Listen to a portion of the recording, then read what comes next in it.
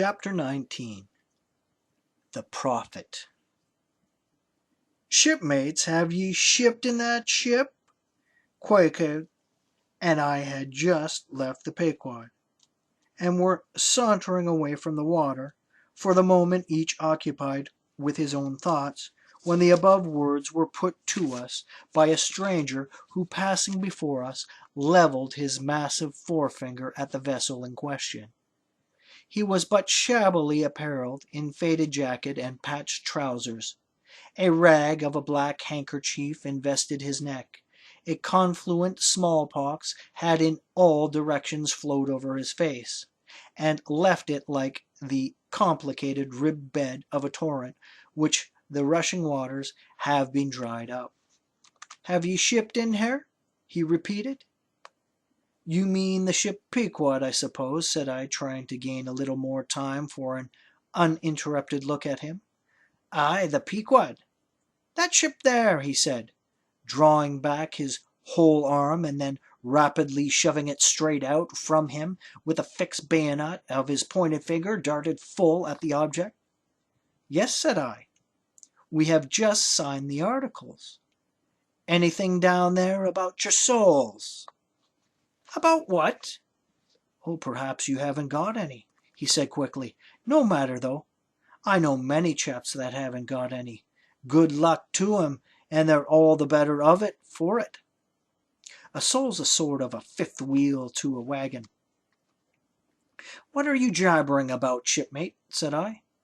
"He's got enough, though, to make up for all the deficiencies of that sort in the other chaps," abruptly said the stranger, placing a nervous emphasis upon the word he. "Quake," said I, "let's go. This fellow has broken loose from somewhere. He's talking about something and somebody we don't know." "Stop!" cried the stranger. "Ye said true. Ye haven't seen Old Thunder yet, have ye?" "Who's Old Thunder?" said I, again riveted with the insane earnestness to his manner. "Captain Ahab." "What, the captain of our ship, the Pequod?" "Aye, among some of us old sailor chaps he goes by that name. Ye haven't seen him yet, have ye?" "No, we haven't. He's sick, they say, but is getting better, and will be all right again before long." "All right again before long," laughed the stranger with a solemnly derisive sort of laugh. "Look ye, when Captain Ahab is all right, then this left arm of mine will be all right, not before." "What do you know about him? What did they tell you about him? Say that." "They didn't tell much of anything about him. Only I've heard that he's a good whale hunter, and a good captain to his crew." "That's true. That's true, yes, both true enough. But you must jump when he gives an order. Step the growl, growl and go. That's the word with Captain Ahab. But nothing about that thing that happened to him off Cape Horn long ago when he lay like dead for 3 days and nights. Nothing about the deadly scrimmage with the Spaniard afore the altar in Santa. Heard nothing about that, eh? Nothing about the silver calabash he spat into? And nothing about his losing his leg last voyage according to the prophecy? Didn't ye hear a word about them matters and something more, eh?" "No, I didn't think ye did." "How could ye? Who knows it? Not all Nantucket, I guess, but hows'ever mayhap ye've heard tell about the leg, and how he lost it. Aye, ye have heard of that, I dare say." "Oh, yes, that everyone knows a'most. I mean they know he's only one leg, and that a Parmacetti took the other off." "My friend," said I, "what all this gibberish is about, I don't know, and I don't much care, for it seems to me that you must be a little damaged in the head. But if you are speaking of Captain Ahab, of the ship there, the Pequod, then let me tell you that I know all about the loss of his leg." "All about it, eh?" "Sure you do." "All?" "Pretty sure." with finger pointed and eye leveled at the Pequod, and beggar-like, stranger stood a moment as if in a troubled reverie, then starting a little, turned and said, "You've shipped, have ye? Names down on the papers? Well, well, what's signed is signed, and what's to be will be, and then again perhaps it won't be, after all. Anyhow, it's all fixed and arranged a'ready, and some sailors or other must go with him, I suppose, as well these as any other men. God pity 'em. Morning to ye, shipmates, morning. The ineffable heavens bless ye. I'm sorry I stopped ye." "Look here, friend," said I, "if you have anything important to tell us, out with it.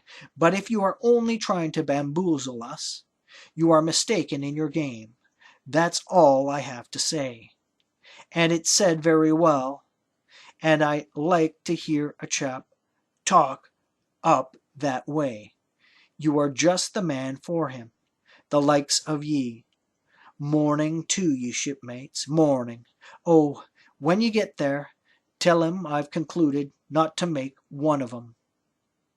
"Ah, my dear fellow, you can't fool us that way. You can't fool us. It is the easiest thing in the world for a man to look as if he had a great secret in him. Morning to ye, shipmates, morning. Morning it is," said I. "Come along, Queequeg. Let's leave this crazy man. But stop, tell me your name, will you?" "Elijah." "Elijah," thought I, and we walked away, both commenting after each other's fashion upon the ragged old sailor, and agreed that he was nothing but a humbug trying to be a bugbear. But we had not gone perhaps above 100 yards when, chancing to turn a corner and look back as I did so, who should be seen but Elijah following us, though at a distance. Somehow the sight of him struck me so that I said nothing to Queequeg of his being behind, but passed on with my comrade, anxious to see whether the stranger would turn the same corner that we did. He did, and then it seemed to me that he was dodging us, but with what intent I could not for the life of me imagine.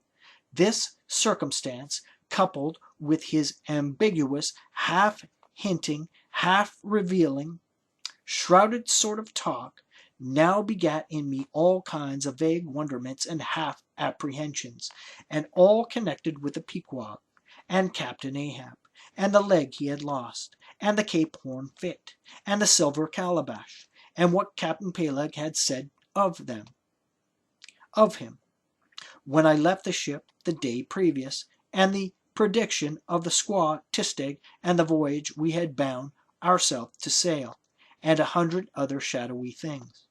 I was resolved to satisfy myself whether this ragged Elijah was really dogging us or not, and with that intent crossed the way with Queequeg, and on that side of it retracted our steps, but Elijah passed on, without seeming to notice us.